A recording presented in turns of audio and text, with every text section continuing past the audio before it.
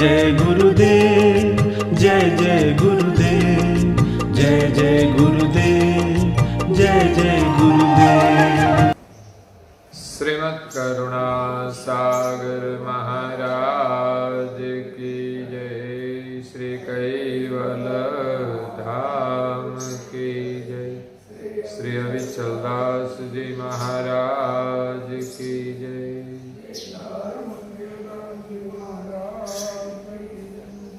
सत केवल साहेब, सत केवल साहेब, सत केवल साहेब।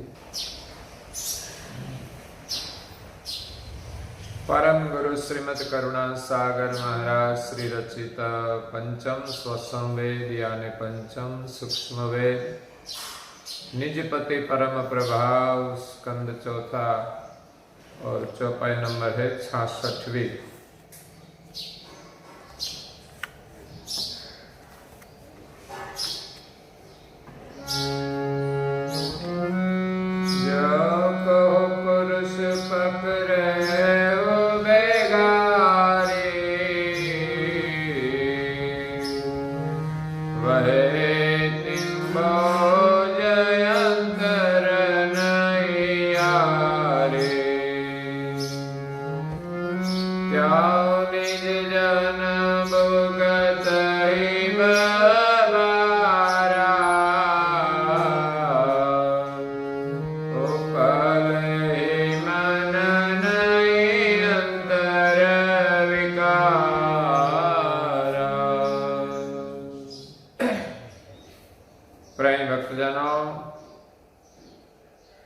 ज्ञान संप्रदाय के आद्य स्थापक अनंत ब्रह्मांडाधीश कैवल कर्ता के परम विशेष अंश सकर्ता सिद्धांत का प्रतिपादन करने वाले अनंत अंशों के तारणहार कैवल धर्म धुरंधर नव बुद्धि के सागर महान समर्थ परम श्रेष्ठ परम विभूतिवान परम दयालु परम कृपा निधि सर्वज्ञ दिव्य परम गुरु श्रीमद् करुणा सागर जी महाराज विश्व भर के मनुष्य तनुधारी चैतन्य जीवात्माओं को आत्म कल्याण का बोध करते हुए स्वरचित पंचम स्वसंवेद ग्रंथ में चौथे स्कंद की 66वीं चौपाई में कहते हैं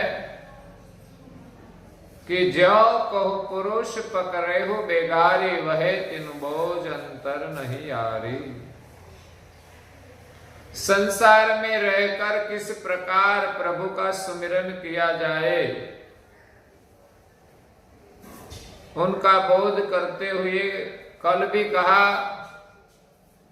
ये संसार स्वप्न है, ऐसा जानकर हम संसार में रहे और सृजनहार का सुमिरन करें।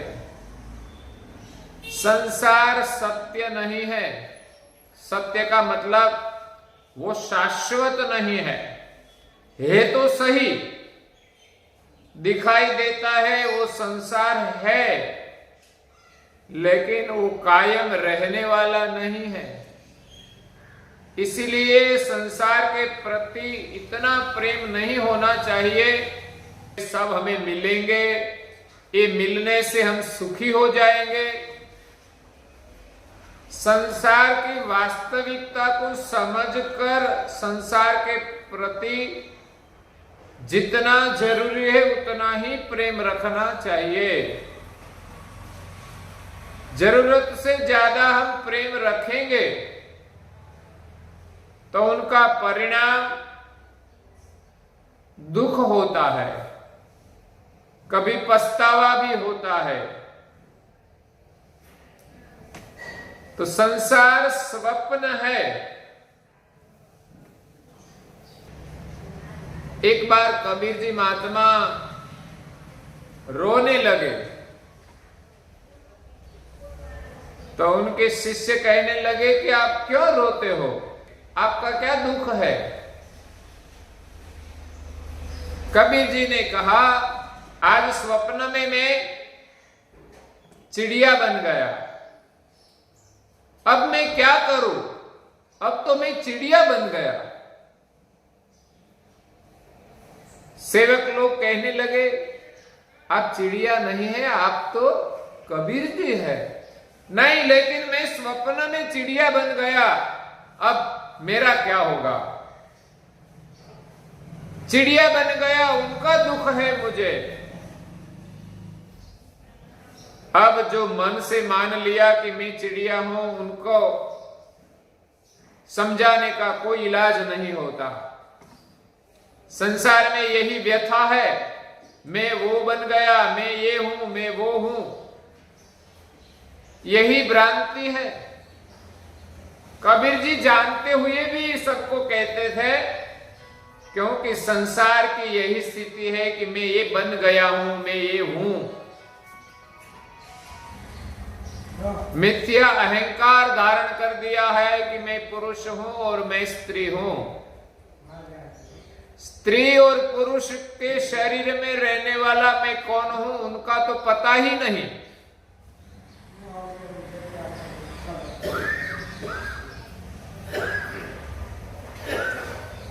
इसलिए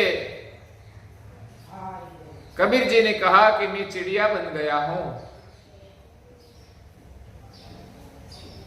बाद में लोगों को पता चला कि कबीर जी हम सबको उपदेश दे रहे हैं कि हम अपने को नहीं जानते, और संसार जो स्वप्न है, इसमें जो कुछ हो रहा है उनको हम मानते हैं कि ये मेरा है, ये मैं हूं। तो चिड़िया तो स्वप्न में हुए थे ना, तो स्वप्न की बात सही नहीं थी। लेकिन वो कब पता चलता है? जब जागृत होता है तब पता चलता है कि ये सब स्वप्न था। लेकिन जब तक निद्रा में, स्वप्न में वर्तमान करते हैं, तब तक वो खुद को भूलकर अपने को और कुछ मान लेते हैं। स्वप्न की स्थिति में हम जीते हैं, लेकिन जब कोई हम जगाए या तो अपने आप जाग जाए, तो पता चलता है कि ये स्वप्न सही नहीं था। अब जो जागृत में मैं हूं वो सही है। इसी प्रकार कोई महापुरुष की कृपा से, परम गुरु की कृपा से हम जागृत हो जाए तो पता चलेगा कि हम सर्जनहार के सनातन चैतन्य अंश है। संसार में हम जो कुछ मानते हैं वो नहीं है। हम सर्जनहार के चैतन्य अंश है। हम ब्रह्म भी नहीं है, वो भी ब्रह्म है। सारी दुनिया इस ब्रह्म से भ्रमित हो गई है कि मैं ब्रह्म हूं। इसी के कारण तो ब्रह्म के कारण रूप जो प्रकाशक सर्जनहार है, उनकी पहचान नहीं हुई और उनका भजन भी नहीं हुआ। हम ब्रह्म है इस भाव में हम खुद को परमेश्वर मानते हैं, तो ये भी स्वप्न है। तो संसार इस स्वप्न है। इसके विषय में कवि छोटम महाराज एक भजन में कहते हैं,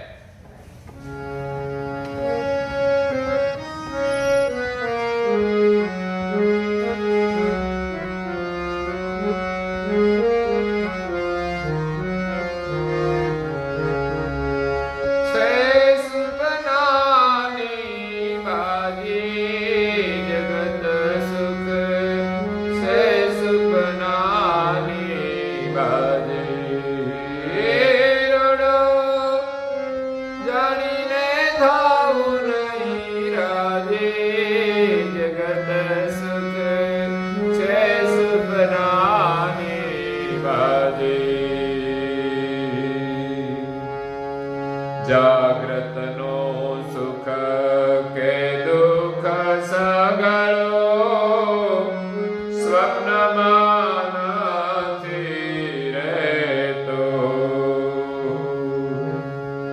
जागृत नो सुख के दुख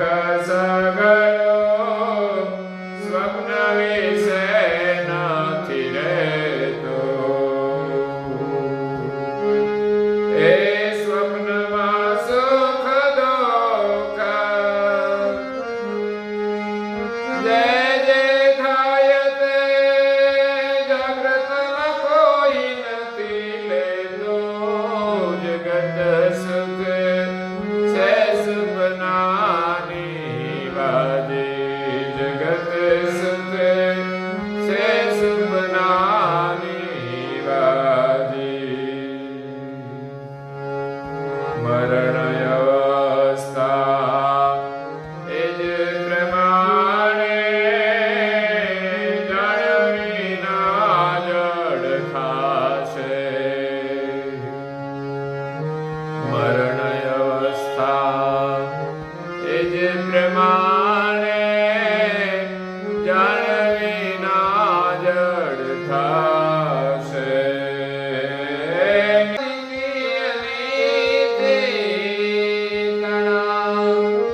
ફળ સગળા જીવની સાથે જશે. જગત સુખ છે સપનાની બાજી. જગત સુખ છે સપનાની બાજી. જગત સુખ છે સપનાની बाजी. संसार एक स्वप्न जैसा ही खेल है. इस खेल को बनाने वाला कौन है वही जानना है, और इस खेल को देखने वाला कौन है उनकी पहचान करनी है. इस खेल में हमें पचना नहीं है,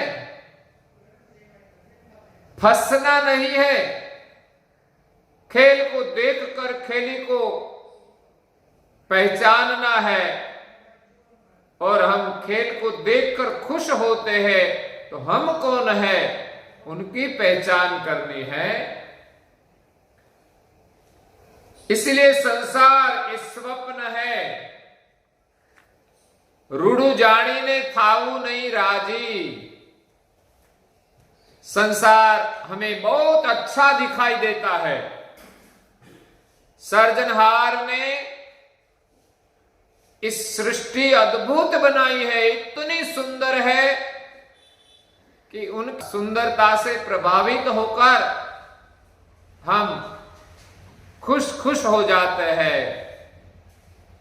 और बनाने वाले को भी भूल जाते हैं. यही समस्या है. महापुरुष कहते हैं कि संसार की सुंदरता को देखकर बहुत प्रसन्न मत होना, क्योंकि संसार परिवर्तनशील है. परिवर्तनशील संसारे मृत्यु कुवा न जायते. इस संसार परिवर्तनशील है. संसार में जिनका भी जन्म हुआ है उनका मृत्यु होने वाला है. कोई अमर नहीं है. लेकिन हम कौन है उनको जान ले, और ये जगत किसने बनाया है उनकी पहचान करने के लिए ये मनुष्य जन्म मिला है. जीवन का निर्वाह तो बहुत थोड़े पैसों से हो जाता है. जीवन निर्वाह तो थोड़े से पूरा हो जाता है, लेकिन हम जीवन का पूरा समय किसके पीछे गवा देते हैं. इसलिए संसार हम देखते हैं सुंदर. आज जो सुंदर है वो कल सुंदर रहने वाला नहीं है. बालक का जन्म होता है, बहुत सुंदर दिखाई देता है, लेकिन देखते देखते बालक युवान हो जाता है तो इनसे भी सुंदर होता है. लेकिन बालक जैसी सुंदरता नहीं रहती. बालक जैसे स्वभाव की सुंदरता नहीं रहती. युवानी में राग द्वेष से भरा इंसान सुंदर नहीं दिखाई देता. और जब वृद्धावस्था आती है तब शरीर तो सुंदर नहीं रहता, लेकिन जीवन में जो अच्छे काम किए होते तो वो अच्छा दिखाई देता। नहीं तो न तो जीवन सुंदर हुआ, न शरीर सुंदर रहा, सब कुछ छोड़कर एक चला जाएगा। फिर कहां जाएगा कोई पता नहीं। कि जागृत में जो सुख दुख है वो स्वप्न में रहता नहीं, और स्वप्न में जो सुख दुख है वो जागृत में पता नहीं चलता। जनक ने जो स्वप्न आया वो हमें यही संदेश देता है कि राजा जनक मिथिला के राजा थे, लेकिन स्वप्न में भिखारी हो गए। उसका मतलब कि वो तो राजा थे फिर भी भिखारी हो गए। तो मन में प्रश्न उठा कि क्या सही है, मैं राजा हूं वो सही है, या मैं स्वप्न में भिखारी था वो सही है? सब लोग तो मानते हैं कि हम स्वप्न में जो है वो सही नहीं है, लेकिन ये जो जनक जी का प्रश्न था वो बड़ा गंभीर था, बड़ा जटिल था। कई साधु संतों को इकट्ठे किए और कहा जाता है कि राजा जनक ने सभी साधु संतों को बंदी कर दिया, लेकिन कोई राजा का प्रश्न का उत्तर नहीं दे पाया। लेकिन एक 14 साल का लड़का था जिनका नाम अष्टावक्र था, जिसके अष्ट अंग टेढ़े थे, इसलिए उनका नाम अष्टावक्र हुआ था। शरीर के अंग टेढ़े थे, लेकिन उनका आत्मा टेढ़े नहीं थे, वो तो बहुत सीधे थे, वो ज्ञानी थे। आजकल लोग शरीर देखते हैं, शरीर की सुंदरता देखते हैं, संपदा देखते हैं, भौतिक सुविधाएं देखते हैं कि यही सुख है। चाहे कितना भी सुंदर मिल जाए, शरीर अच्छा हो, स्वस्थ हो, गाड़ी हो, बंगला हो, सुविधा हो, लेकिन जिनके पास ज्ञान नहीं है वो कभी सुखी नहीं हो सकता। बिना ज्ञान संसार की सुविधा संपदा हमें ज्यादा दुखी कर देगी, क्योंकि लड़ाई झगड़ा संपत्ति से होता है। ज्यादा मिल जाए बाद में झगड़ा होता है, और अज्ञानता के कारण होता है। इसलिए सुखी बनने के लिए हमें ज्ञान की आवश्यकता है। राजा जनक जैसे राजा भी एक स्वप्न के प्रश्न से दुखी था। बड़े बड़े ऋषि मुनि आए, फिर भी उनके प्रश्न का समाधान नहीं कर पाए। तब सौदाचाल का एक छोटा सा लड़का ने उनके प्रश्न का उत्तर दिया। पहले तो अष्टावक्र ने एक प्रश्न किया था कि आप प्रश्न करते हो राजा बनकर करते हो या सेवक बनकर? प्रश्न का उत्तर पाने के लिए भी उनका विवेक होना चाहिए। तब राजा सिंहासन से खड़े हो गए और विनम्र भाव से अष्टावक्र को कहा कि मैं एक सेवक भाव से प्रश्न करता हूं।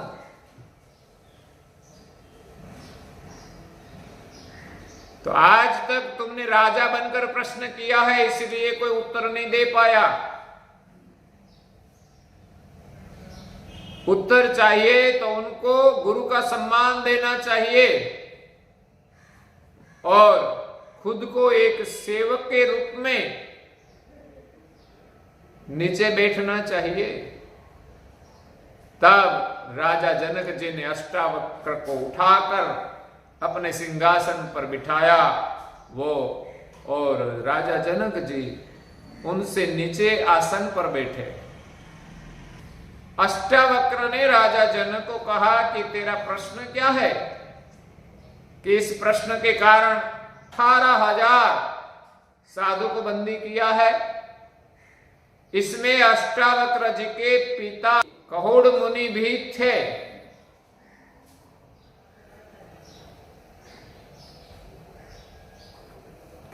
राजा ने कहा कि मेरा प्रश्न है कि मुझे निद्रा में एक स्वप्न आया और स्वप्न में मैं भिखारी हो गया, और भीख मांगते मांगते मुझे थोड़ा सा खाना मिला, लेकिन एक बैल मेरा खाना को ठोकर मारा, मेरा खाना सब धूल में मिल गया। ठोकर मारते ही मेरी नींद उड़ गई।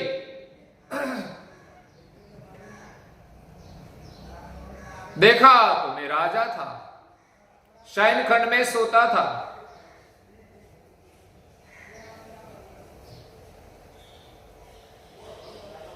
तो प्रश्न यही है कि मैं अब राजा हूं, वो सही है, या स्वप्न में भिखारी था वो सही है? अष्टावक्र ज्ञानी थे। अष्टावक्र को पता था कि निद्रा में जो स्वप्न है वो सही नहीं है। अष्टावक्र ने बहुत युक्ति से जवाब दिया। अष्टावक्र ने कहा कि तुम स्वप्न में भिखारी थे, वहां ये जागृत का सब सुख था, राज वैभव है वो कुछ था, रानियां थी, कुछ नहीं था, मैं एक भिखारी था। और जब जाग गए तब स्वप्न का कुछ अब है? तो कहा कि नहीं है। स्वप्न में मैं भिखारी था, मुझे खाना नहीं मिलता था, मैं भूखा था, लेकिन जब जाग गया तो पता चला कि मैं तो राजा हूं। तो एक समय जो है और दूसरे समय में जो न रहे वो सब स्वप्न है। जागृत का सुख भी स्वप्न में नहीं रहता, तो ये भी स्वप्न है, वो भी सही नहीं है। जो ये सही होता तो स्वप्न में भी रहना चाहिए, और स्वप्न जो सही है तो जागृत में रहना चाहिए। इसलिए दोनों में से कोई सही नहीं है।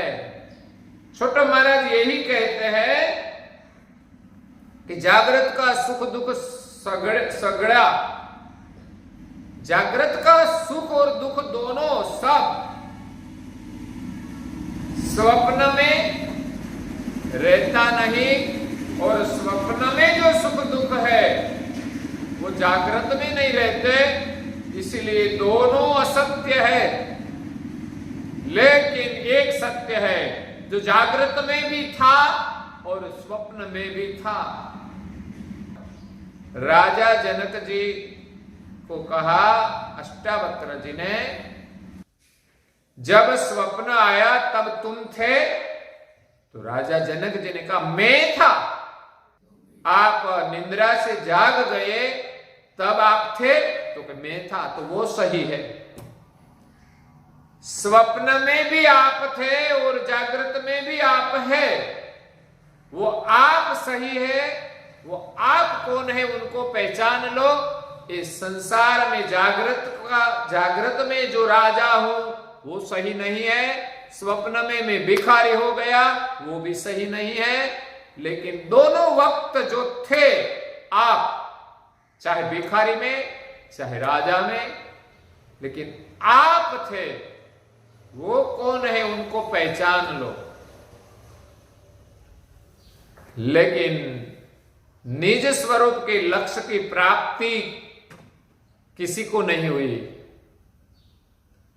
कोई अपने को ब्रह्म मानकर मानने लगे कि मैं ब्रह्म हूं, लेकिन दिव्य परम गुरु जी ने इस सत्य स्वरूप की पहचान कराई है कि इस शरीर को चलाने वाला चैतन्य अंश सृष्टि के सर्जनहार ब्रह्म के प्रकाशक कैवल्य की सजाति का है। संसार सत्य नहीं है, स्वप्न है। आज के प्रवचन को यहां विराम देते हैं। श्रीमद् करुणा सागर महाराज की जय। श्री कैवल धाम की। श्री अविचल दास जी महाराज की जय।